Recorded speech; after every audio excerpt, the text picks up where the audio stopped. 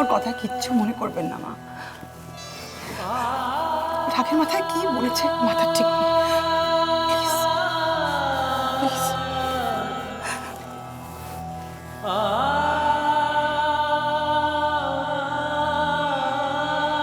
আমার ড্যাডের জন্য মরেছে, আমার ড্যাডের মৃত্যুর জন্য ও দায়ী। তোমাকে বাড়ি থেকে তাড়িয়েছে রবি স্বার্থপর। আমি সোসাইটিতে মুখ দেখাতে পারি না, সবাই পেছনে হাসে বিদ্রুপ করে, বলে ওর একটু বিধবা।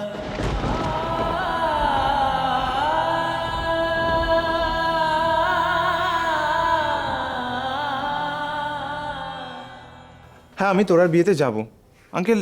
যে যাই বলুক না কেন আমি যাব। আপনি তো জানেন, বলুন আমি কতবার আপনাকে বলেছি। আমি বুঝতে পারছি না যে আমার মা বাবা কেন এই কথাটা বোঝে না যে আমি তোরাকে ছাড়া। দরজা খোলা আছে আঙ্কেল, কেউ একজন এসছে, আমি আপনার সাথে পরে কথা বলছি।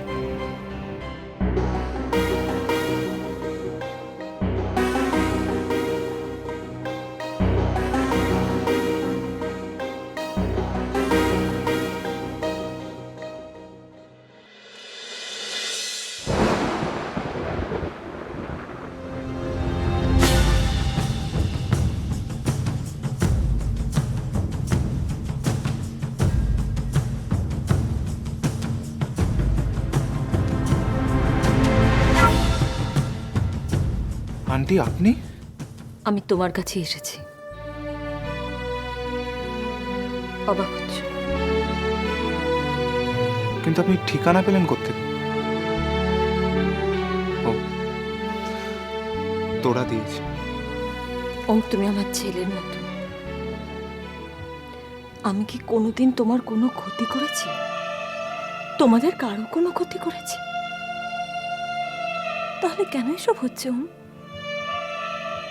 কেন তোমার জ্ঞানী আমার মেয়ের বিয়েটাকে ভেঙে দিতে চাইছে বলো তো? কেন হচ্ছে এসব? ওম, আমি জীবনে কোনোদিন তোমার কাছে কিচ্ছু চাইনি। আমি তোমার কাছে হাত জোর করে ভিক্ষে চাইছি। আমার পরিবারের মান সম্মান তুমি বাঁচাও। সবকিছু তোমার হাতে। আমি জানি ওম, তুমি তোরাকে খুব ভালোবাসো, তুমি ওর খুব ভালো চাও। তুমি নিশ্চয়ই চাও যে তোরা সুখী হোক। আমাকে ছাড়া তোরা সুখী হতে পারে না। আমি এসব কথা শুনতে তোমার কাছে আসিনি।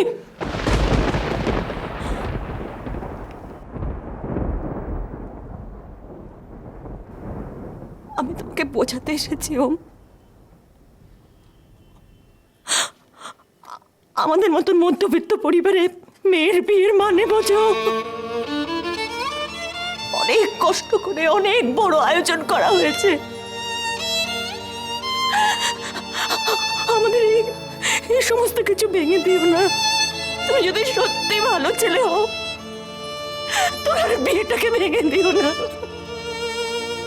আমাদের পরিবারের সম্মান নষ্ট করে দিও না।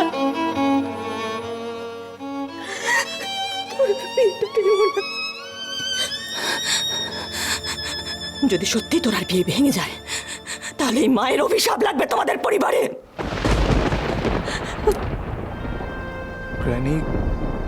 গ্র্যানি কি বলেছেন? যাই বলে থাকুক, আমি এটুকু পরিষ্কার বুঝতে পারছি যে উনি যেভাবে হোক তোর আর বিয়েটাকে ভাঙার চেষ্টা করছেন। আমি ভিক্ষে চাইছি তোমার কাছে। তুমি যে করে হোক তোমার ড্যাডিকে থামাও, আমার পরিবারের মান সম্মান রক্ষা করো। তুমি তো আমার ছেলের মতন। মায়ের এই কথাটুকু তুমি রাখবে না বলো? মায়ের এই ভিক্ষেটুকু তুমি দেবে না বলো? বলো না।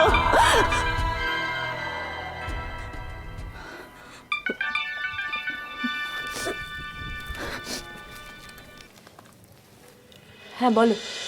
আরে তুমি কোথায়? এদিকে বাড়ি ভর্তি লোকজন, তুমি কোথায় গিয়ে বসে আছো? আসছি, আমি আসছি, এক্ষুনি আসছি।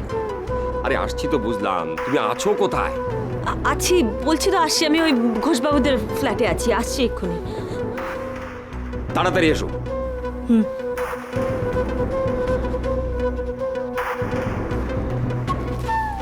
আপনি মিথ্যে কথা বললেন?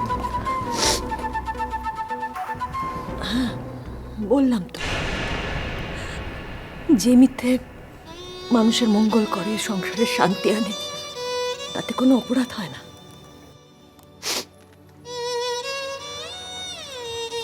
তুমি যদি সত্যি তোরাকে ভালোবেসে থাকো, আমার কথাটা নিশ্চয়ই তোমার মনে থাকবে।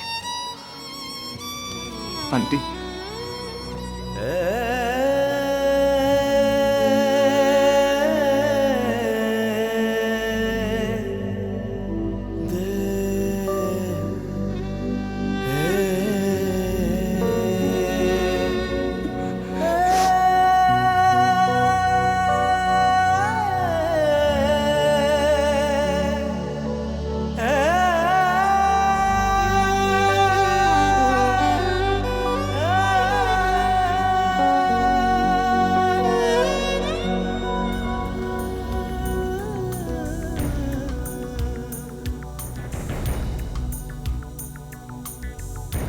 ওম, তুমি আমার ছেলের মতো।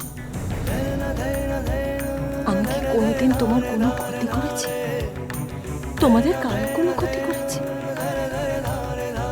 তাহলে কেন এসব হচ্ছে ওম? কেন তোমার জ্ঞানী আমার মেয়ের বিয়েটাকে ভেঙে দিতে চাইছে বলো তো? ওম, আমি জীবনে কোনোদিন তোমার কাছে কিচ্ছু চাইনি। আমি আজ তোমার কাছে হাত জোর করে ভিক্ষে চাইছি।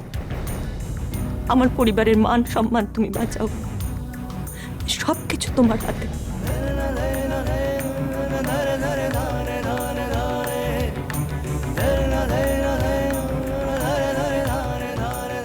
আমি জানি তুমি তোরাকে খুব ভালোবাসো, তুমি ওর খুব ভালো চাও। তুমি নিশ্চয়ই চাও যে তোরা সুখী হোক। আমাকে ছাড়া তোরা সুখী হতে পারে না। আমি এসব কথা শুনতে তোমার কাছে আসিনি। আমাদের মতন মধ্যবিত্ত পরিবারে মেয়ের বিয়ের মানে বোঝো।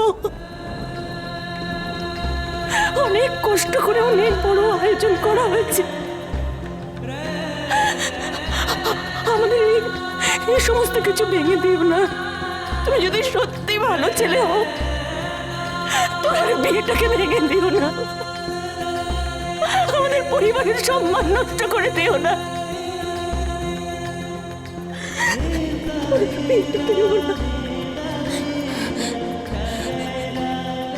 তুমি যদি ভেবে থাকো যে আমার মেয়ের সঙ্গে তোমার বিয়ে হবে, তাহলে ভুল ভাবছো। তোরার বিয়ে হবে আয়ুষের সঙ্গে।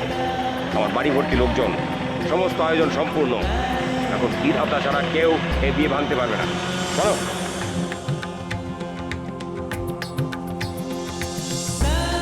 আমি মরে যাব, আমার হাত কেটে ফেলে দেবো, তবু তোরাকে আমি তোমার হাতে তুলে দেবো না।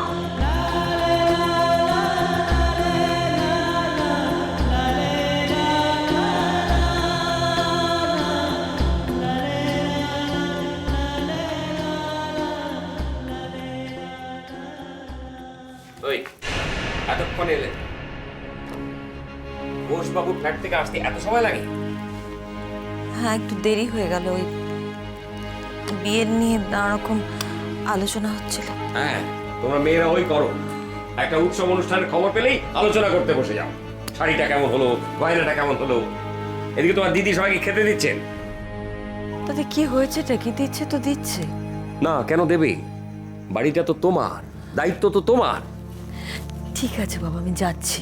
হ্যাঁ, তাড়াতাড়ি খেতে এসো।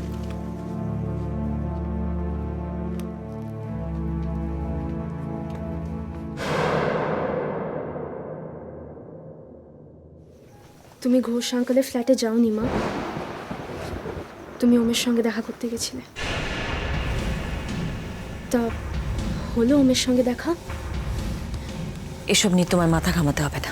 মাথা ঘামাতে হবে মা। কোথায় যাচ্ছে তোমরা? ওই আমরা একটু মার্কেটিং এ যাচ্ছি। কই তোরার জন্য কয়েকটা গিফট কেনার আছে। সে ঠিক আছে, কিন্তু তোরা কোথায় যাচ্ছে? তোরা আমাদের সঙ্গে যাচ্ছে? চ। না,